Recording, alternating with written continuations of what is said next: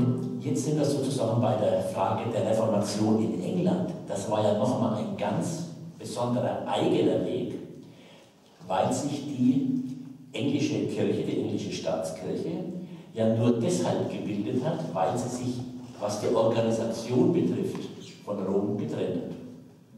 Unter König Heinrich VIII. И сейчас мы немножко касаемся теперь истории реформации в Англии. Там совершенно особый путь был, потому что английская церковь, англиканская церковь, она уже была отделена от Рима именно на том основании, что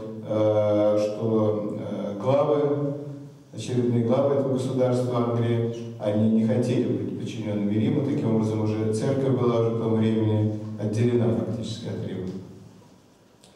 Und wir können uns die anglikanische Kirche, wie wir sie heute kennen, wo sie sich ja sehr weit auch theologisch der Reformation angeschlossen hat, kann man nicht vergleichen, wie das im 16. Jahrhundert war. Da gab es nur ganz wenige reformatorische Anstöße. Und damit waren viele nicht zufrieden. Diese Gruppe nennt man die Puritaner, vielleicht haben Sie das schon mal gehört.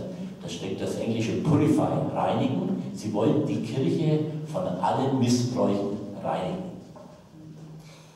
И сама эта вот история реформации в Англии, она включает такой интересный момент, когда там внутри англиканской церкви образовалась такая группа, которую называют пуританами. Это люди, которые придерживались особой святости, они хотели полностью действительно жить по согласии с верой и освободить церковь от всякой нечистоты. Und diese Puritaner haben eben von Calvin übernommen, dass die Ämter in der Gemeinde alle gleich sind. Die Ältesten sind für die Verwaltung da, die Diakone sind für die sozialen Fragen da, die Pastoren sind für die Seelsorge und die Doktore, so hat Calvin gesagt, sind für die Lehre da. Also die gleichberechtigte Ämter und die Selbstständigkeit der Gemeinde. Man braucht da nicht einen Bischof und ein Konsistorium und so, sondern die Selbstständigkeit der Gemeinde, daher dieser Name, dass man nicht, manche haben nicht Baptisten, manche haben gesagt Kongregationalisten, aber das ist das Gleiche. Die sind sehr früh entstanden, die erste Gemeinde kurioserweise in den Niederlanden und die anderen dann in England. Das war vor 400 Jahren, also die erste Baptistengemeinde 1609 schon entstanden.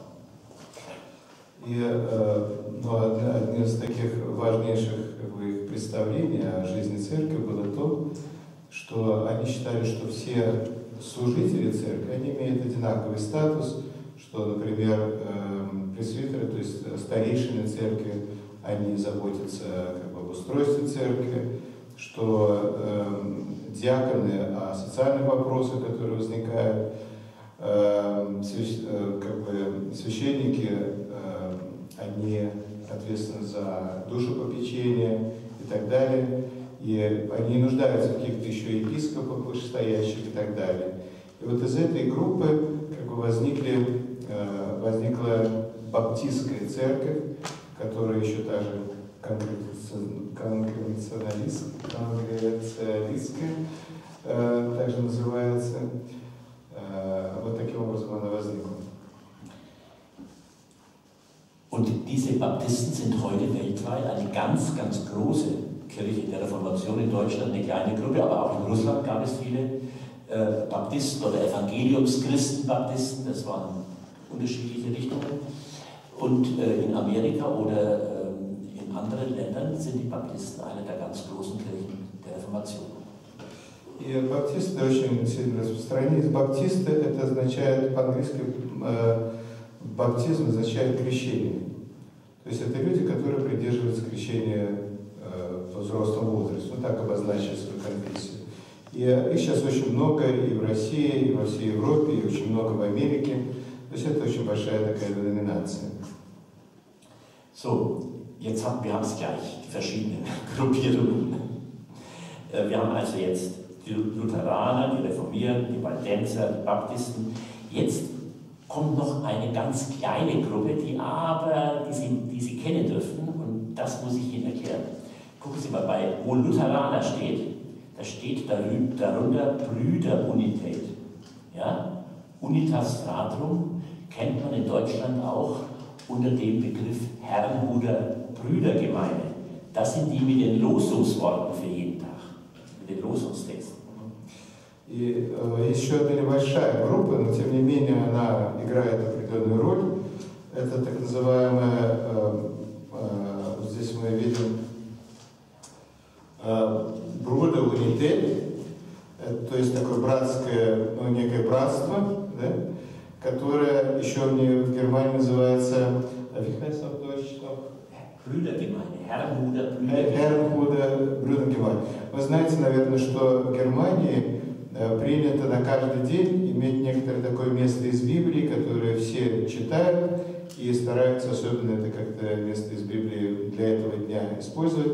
Вот это вот, собственно, какие именно места из Библии брать, и что еще, какие места к этому относятся, вот это есть задание этой общины фактически. Она маленькая, но тем не менее играет определенную роль и является самостоятельным ответвлением таким. Und diese Brüderunität steht hier richtig bei den Lutheranern, weil sie da eigentlich dazugehören, obwohl ihre Vorfahren wieder eine ganz andere Geschichte haben. Gehen Sie mal bei dieser Zeitleiste ein Stück weiter nach unten. Hinter den Waldensern stehen Hussiten, böhmische Brüder. Ja. Здесь вы можете также на этой схеме найти еще одно такое вот ответвление, которое называется хуситы или бöhmische братья. So wie die Waldenser im Mittelalter schon nur die Bibel, das Abendmahl in beiderlei Gestalt, also mit dem Kelch gefordert haben, keine Hoheit des Papstes anerkannt haben. So eine Bewegung gab es auch in Tschechien, die böhmischen Brüder. Und ich habe ja vorhin schon Huss genannt, das ist der bekannteste, der dann umgebracht wurde von einem Konzil auf Befehl des Papstes. Und die Reste dieser Hussiten haben sich dann auch der Reformation angeschlossen. Вот эти, значит, хуситы — это фактически последователи Хуса, который был в 1425 году по приговору значит, консилиума, папского консилиума, приговорен к смерти и был убит. Это направление также оно осталось, и оно фактически примкнуло к реформации, но тем не менее сохранило свою самостоятельность.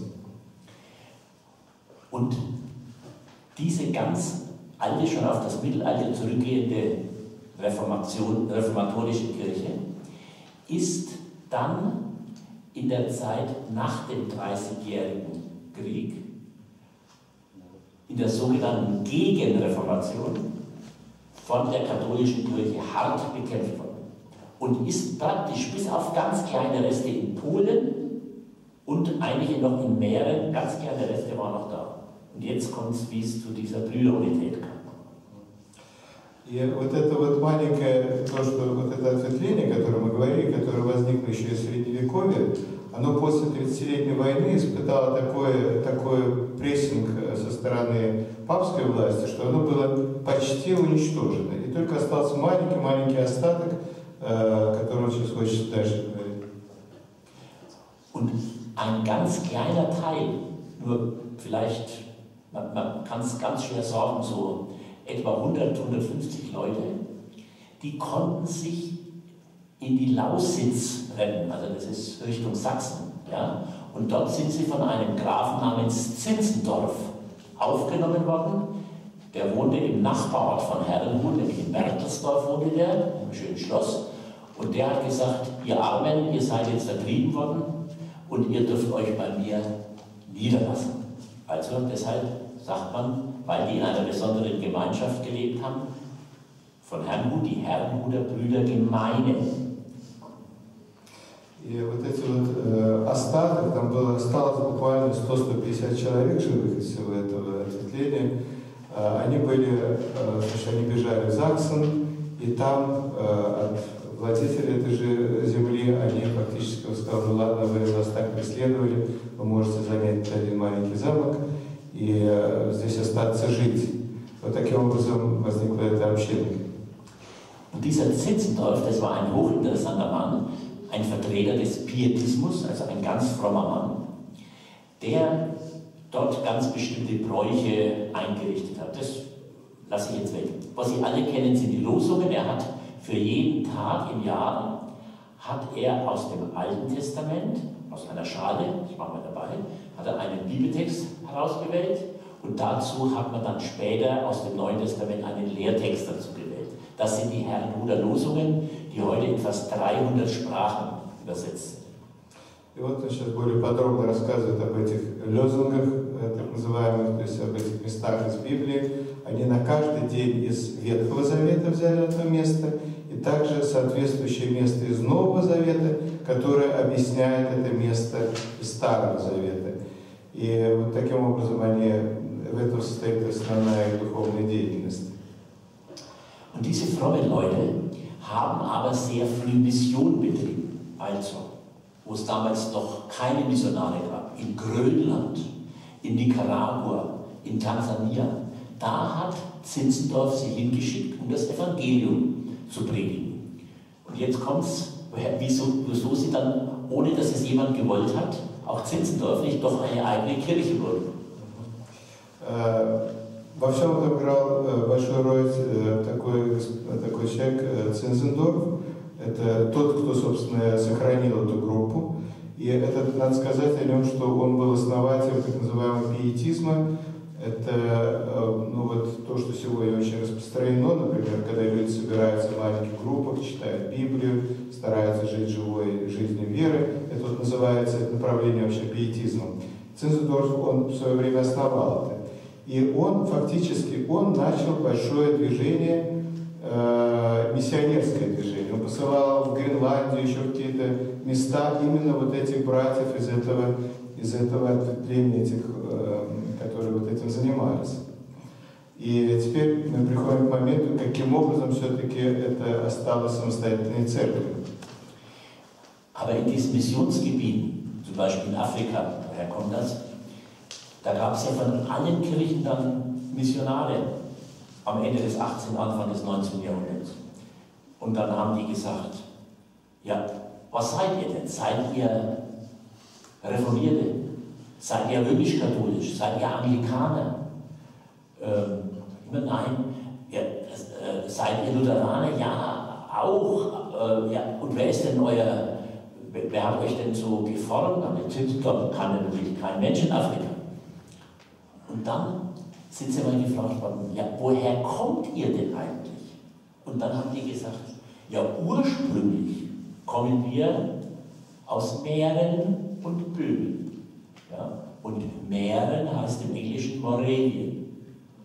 Und dann sagt die, aha, ihr seid die Moravian Church. Und so hat sich dann im Laufe erst im 19. Jahrhundert aus dieser Herrnhuter Brüdergemeinschaft, ja, eine eigene Kirche, die Moravian Church oder Unitas Fratrum, Brüderunität, gibt es verschiedene Begriffe, gebildet, eine heute auch ganz kleine Kirche mit etwa weltweit nur 1 Million Mitglieder. Also wenn Sie Baptisten weltweit vielleicht 50, 60 Millionen, ja, aber Herrnhuter ist immer eine ganz kleine Kirche geblieben. И когда они оказались в этих районах, где они миссионировали, то там, ну, в конце 19 века, начале 20-го, там было очень много миссий уже от разных церквей. И их спрашивали, а вы кто, собственно? Вы католики, или вы баптисты, или вы там, значит, ортодоксы? Кто вы вообще такие? Они все время говорили нет. А кто же вы? Они сказали, что мы из Моравии и из Бёрма, с другого города, значит, где они были. И тогда их назвали моравские братья фактически. И это вот такая самостоятельная конфессия фактически, которая очень малочисленна в сравнении с другими. Там, может быть, по всему миру насчитывается около 1 миллиона человек. Если сравнить, например, с баптистами, которые больше 50 миллионов, то у нас такая самостоятельная, но сохранила эту свою особенность. So. Und jetzt kommt die letzte Gruppe der Kirchenreformation. Denen ging es genauso wie den Herrnhutern. Die wollten auch nie eine eigene Kirche werden, sind aber heute eine ganz, ganz große Kirche geworden. Jetzt schauen Sie mal, wo die Methodisten stehen. Und die steht vollkommen richtig, nicht bei den Lutheranern und nicht bei den Reformierten, die steht bei den Anglikanern. И последнее ответвление, уже немножко устали, наверное, последнее ответвление, действительно очень много возникло деноминаций. Последнее, о чем хочется рассказать, это методистская церковь, которая является, как бы она происходит не от Лютера, не от Цвингля, не от Кальвина, не от европейских как бы, материковых церквей, а именно от англиканской церкви. Und so wie es im 18. Jahrhundert in Deutschland diesen Pietismus gab, ich habe schon Zinzendorf oder Spener oder Franke, das waren die Pietisten hier in Deutschland. Genauso eine Bewegung hat es im 18. Jahrhundert auch in England gegeben und die beiden wichtigsten Vertreter, das waren Brüder, die hießen Charles und John Wesley. Das waren also die Begründer einer, man würde sagen, frommen Reformbewegung in England im 18. Jahrhundert. Вот в 18 столетии в Англии возникло похожее совершенно движение, как пиетизм, то есть то, что вот Цизендорф начал и некоторые другие, возникло совершенно независимо от этого в Англии. То есть люди тоже стали собираться вокруг Слова Божьего и так далее. И основателями этого движения были братья Wesley. Und diese Anhänger von Wesley sind natürlich dann, als die ersten Auswanderer in die neue Welt gezogen sind, also nach Nordamerika, Kanada, USA, da sind natürlich auch die Anhänger Wesleys hingekommen. Aber sie kamen ja aus der anglikanischen Kirche, also Wesley und sein Bruder John und Charles Wesley waren immer zeitlebens Pfarrer der anglikanischen Kirche geblieben, wollten ihre Kirche erneuern. Und jetzt in der neuen Welt, jetzt kommt's, dann mussten ja euch mal neue Bischöfe gewählt werden, denn sie waren ja Teil der anglikanischen Kirche, die bischöflich geprägt ist. So wie das in der alten Kirche war, Bischof, Priester, Diakon, dieses dreigegliederte Amt. So. Und dann haben die gesagt, in England, so, also kommt mal, dass ein Bischof kommt und dass wir da jetzt auch in der neuen Welt Bischöfe bekommen. Und jetzt kommt das Problem. И последователи Весли, они в свое время попали также в Новый мир, в Америку, и возникла одна проблема. Дело в том, что англиканская церковь, сами Весли, они были служителями англиканской церкви, они не выходили из англиканской церкви, совершенно не собирались новую деноминацию какую-то устраивать, хотели просто способствовать обновлению веры в англиканской церкви. Но когда их последователи оказались в Америке, то вот эта структура англиканской церкви, которая совершенно была нормальная, значит, епископ, пастор и потом диакон, они должны были как-то это в Америке также все это, значит, распространить. Und dann haben die tatsächlich in England gesagt, also alle Anglikaner in der neuen Welt unterstehen dem Bischof von London und wenn ihr einen Bischof wollt, dann müsst ihr nach London und dort wird ein Bischof geweiht. Und da haben die gesagt, na hör mal, diese weite Reise, da sind schon so viel untergegangen mit den Schiffen. Wir weihen jetzt selbst Bischöfe, setzen selbst neue Bischöfe ein. Und so ist es passiert, dass im Lauf nur von 50, 60 Jahren dann, so ab 1800, sind dann methodistische Gemeinden entstanden. Also man könnte wirklich sagen, fromme Anglikaner, ja, Methodisten deshalb, weil die Methode war, dass sie ganz sich in die Heilige Schrift versenken, deshalb die Methode nur an der Heiligen Schrift hängen und ganz viel Mission betreiben. Mission. Sind überall hin mit geritten, so, es gibt schöne Bilder, wo die Methodisten sind nur geritten auf dem Pferd und dann haben sie die Bibel mitgebracht und haben das Evangelium, und zwar den einfachen Leuten ausgelegt. Das war ganz... И произошло так, вообще по уставу англиканской церкви, служители англиканской церкви, эти бишопы, в смысле епископы, они должны были участвовать в выборе главных руководителей этой церкви. И люди, которые оказались в Америке, значит, они должны были специально приезжать в Англию для этого, это было совершенно невозможно тогда. И тогда сказали, окей, значит, они будут сами там свою церковь устраивать, и поскольку люди, которые оказались в Америке, это были в основном последователи Весли, то оказалось в очень короткий период, в течение примерно 50 лет, там возникла как бы англиканская церковь, но уже не англиканская из последователей Весли со своим учением. Это такие люди благочестивые, которые очень-очень методично хотели следовать всем предписаниям Библии, поэтому название методисты, и которые очень много сделали для евангелизации Америки, и есть также кинофильмы на эту тему, как, скажем, какой-то методист, это были простые люди на самом деле, они вот так на коне, значит, с Библией в руках, они просто ехали и проповедовали Евангелие Божие. Und diese Methodisten haben zwei Besonderheiten in ihrer Lehre bis heute. Also das mit dem Bischof, dass sie Bischöfe haben, aber sie haben natürlich auch Synoden und sie hatten schon sehr früh Laienprediger, auch Laienpredigerinnen. Das war die erste Kirche, die auch schon Pfarrerinnen hatte, also die ersten Bischöfinnen. Also das ist eine ganz eigentlich aufgeschlossene, progressive Kirche. Aber sie haben in ihrer Lehre zwei Besonderheiten, die nicht unwichtig sind. Das eine ist, sie sagen, das, was Luther gelehrt hat, die Rechtfertigung, dass der Mensch von Gott gerechtfertigt und geheiligt ist, das ist gut. Aber das muss man im Leben auch sehen. Also, ich sage, das geheiligte Leben muss man sehen. Also, bitte sozusagen strengt euch an, dass man auch von den Früchten des Glaubens etwas sieht. Das ist die eine Besonderheit.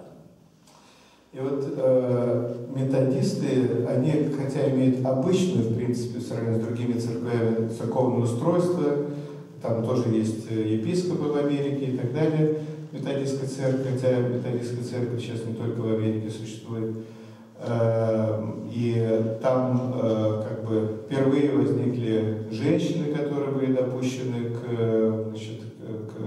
служительской деятельности. Но у них есть две особенности, одна из которых состоит в том, что они говорят, да, хорошо, Лютер сказал, что только из милости значит, мы оправданы и мы освящены Богом. Но если это так, то это должно быть также видно по нашей жизни. Если этого не видно из нашей жизни, то где тогда это освящение и это оправдание? Это одна особенность. То есть люди, которые освящены и оправданы Богом, должны все-таки устремляться к тому, чтобы они сами, их жизнь менялась. Also letztendlich hat Luther natürlich auch gesagt, die Früchte des Glaubens, wenn einer wirklich das ernst nimmt, was Gott ihm geschenkt hat, dann wird er auch die Früchte des Glaubens zeigen.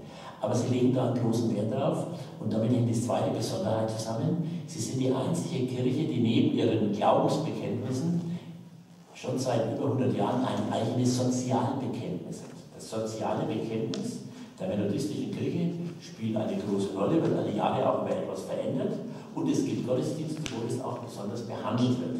Also starkes soziales Engagement. Und zu dieser methodistischen Kirche, die es auf der ganzen Welt gibt, weltweit methodistische Kirchen, sind heute fast größer als die Amerikaner. Es gibt etwa 70 Millionen Amerikaner und 75 Millionen Methodisten auf der Welt. И вторая особенность, что речь идет о плодах веры, да, что они должны быть видны, эти плоды веры. Вторая особенность в этих плодах состоит в том, что, хотя он сказал, что Лютер также он призывал к тому, что если человек действительно серьезно воспринимает то, во что он верит, то он должен меняться. Но вот вторая особенность, которая отличает методистов от многих других церквей, это очень большое значение, которое придается социальной сфере. То есть у них есть даже специальные богослужения, которые посвящены решению социальных вопросов.